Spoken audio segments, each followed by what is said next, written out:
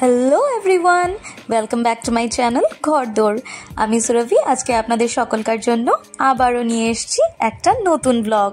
ও, আপনারা কেমন আছেন বলুন তো? ভালো আছেন তো?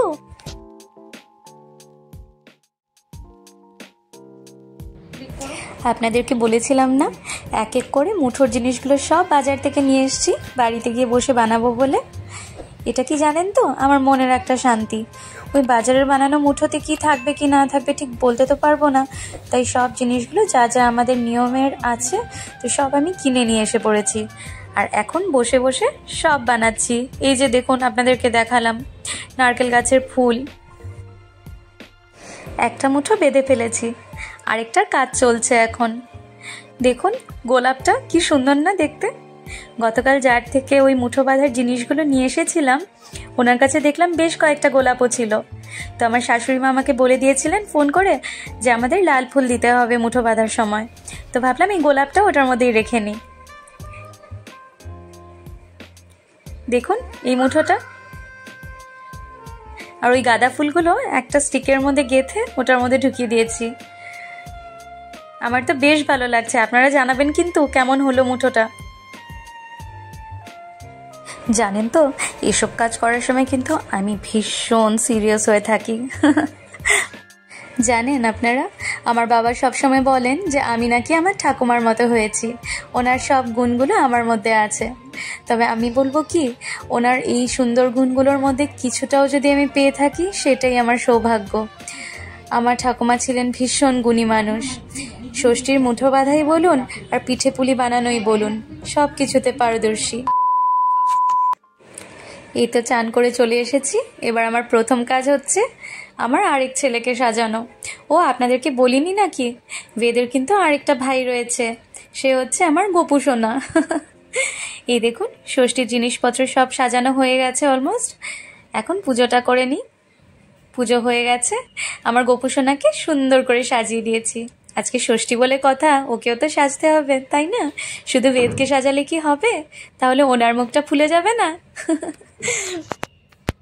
তখন গোপু বলবে যে মা শুধু বেদকেই সাজায়, আমার দিকে একটু খেয়াল করে না। এই প্রদীপটা দেখছেন, এটা আমি জ্বালিয়েছি ষষ্ঠী মায়ের নামে, আমার সন্তানের আর প্রত্যেকটা মায়ের সন্তানের নামে, যাতে তাদের মঙ্গল হয়, তারা সুস্থ থাকে। এখন আমি একটু রেডি হয়ে নিচ্ছি। বেদকে ষষ্ঠী দেওয়ার আগে একটু সাজতে হবে, তো একটু সুন্দর করে না দিলে আমার আবার মনটা ভালো লাগে না। দেখুন তো লিপস্টিকের শেডটা ভাল লাগছে তো শাড়িটার সাথে। এটা লাগিয়েছি আমি সুগারের একটা শেড, সুগার লিকুইড লিপস্টিকের একটা শেড। এখন আপনারা যদি আমাকে জিজ্ঞেস করেন শেডটা, তাহলে কিন্তু আমার দেখে আপনাদেরকে জানাতে হবে, কারণ এখানে আমি আপনাদেরকে দেখাতে ভুলে গেছি।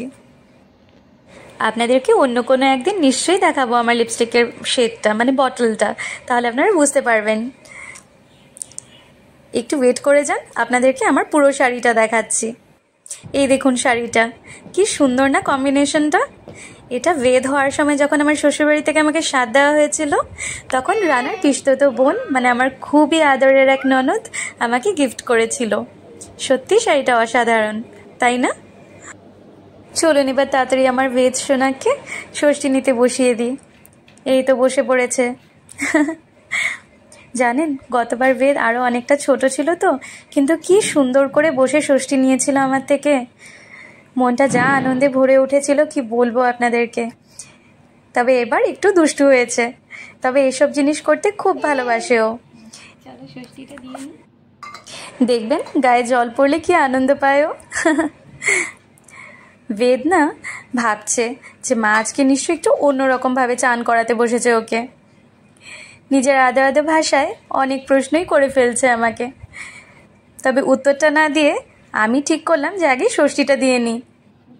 দেখেছেন কি মজা পাচ্ছে? নিয়ম কানুন অত তোর মাথায় ঢুকছে না, তবে কিছু একটা হচ্ছে জেনে মজা পাচ্ছে।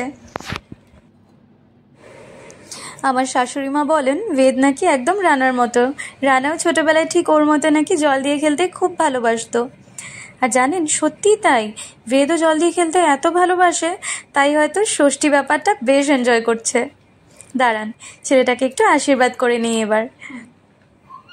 আপনারা উলু দেবেন কিন্তু আমার সাথে, বেশ ভালো লাগে তাই না বলুন, সবাই মিলে উলু দিলে।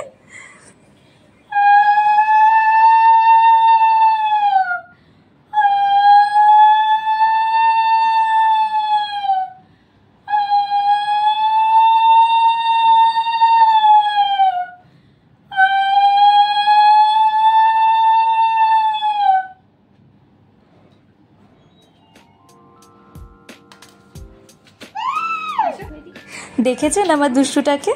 ভাবছে মা সকলকে উলু দিতে বললো, আমায় তো বললো না, তা আমি বা কম যাই কেন? তাই নিজেই উলু দিয়ে দিল। ধান দেবো নিয়ে আমার আশীর্বাদ করতে চাইছে ও।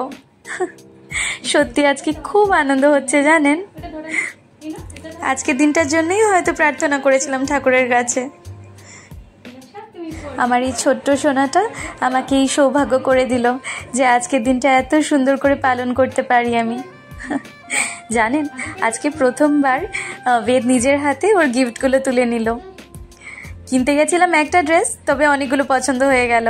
আর জানেন, আজকে তো আপনাদেরকে দেখাতে পারলাম না, আমার মাও খুব সুন্দর একটা ড্রেস কিনেছে ওর জন্য, 2টো ড্রেস কিনেছে।